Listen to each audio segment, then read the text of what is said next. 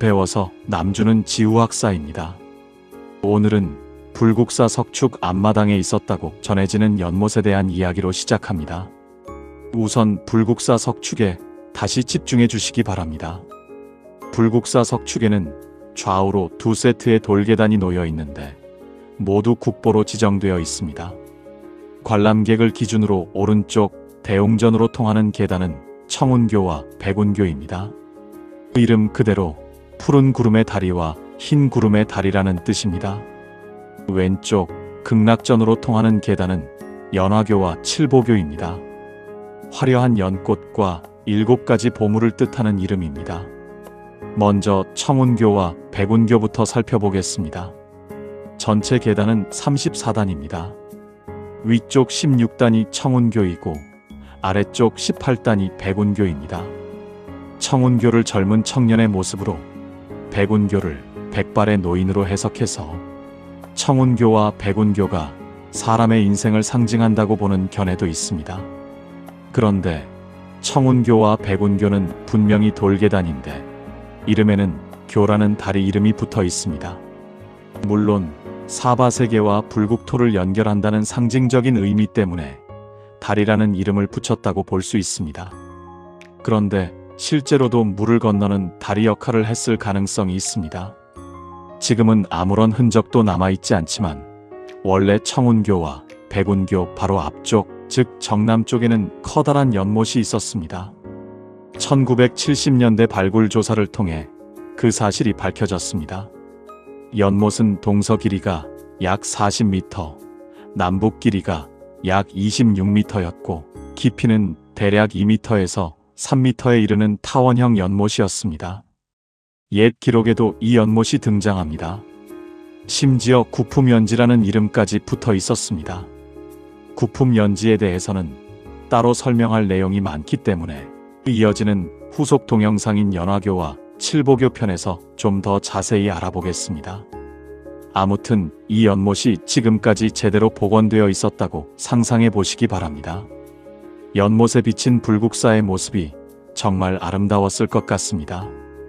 혹시 석가탑을 무영탑이라고 부르게 된 영지설화와도 관련이 있지 않을까요? 그런데 여기서 또 한 가지 궁금한 점이 생깁니다. 그 연못에 물은 어떻게 공급했을까요? 어떤 분들은 땅 밑에 샘이 있었던 것이 아닐까 생각하실 수도 있습니다. 하지만 발굴 조사 결과 이곳에는 샘이 없었던 것으로 확인되었습니다.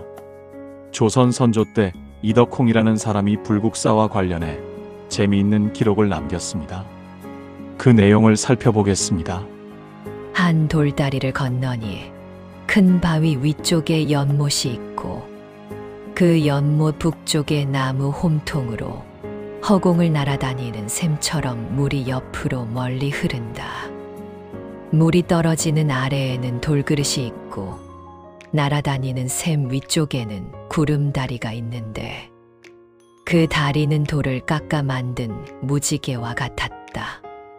어떤가요? 여기서 말하는 샘 위쪽의 구름다리는 바로 청운교와 백운교를 가리킵니다. 그리고 연못에는 나무 홈통을 길게 연결해서 공중으로 물을 끌어왔다는 내용도 나옵니다. 그런데 당시 물을 공급하던 흔적을 지금도 우리 눈으로 직접 확인할 수 있습니다. 청운교와 백운교, 그리고 범영루 사이의 하층 석단을 자세히 살펴보시기 바랍니다. 파이프의 위쪽 절반을 잘라놓은 것처럼 보이는 특이한 모양의 돌이 있습니다. 바로 배수구입니다. 지금은 그 아래쪽을 보면 바닥에 흙이 패이지 않도록 돌이 깔려 있습니다.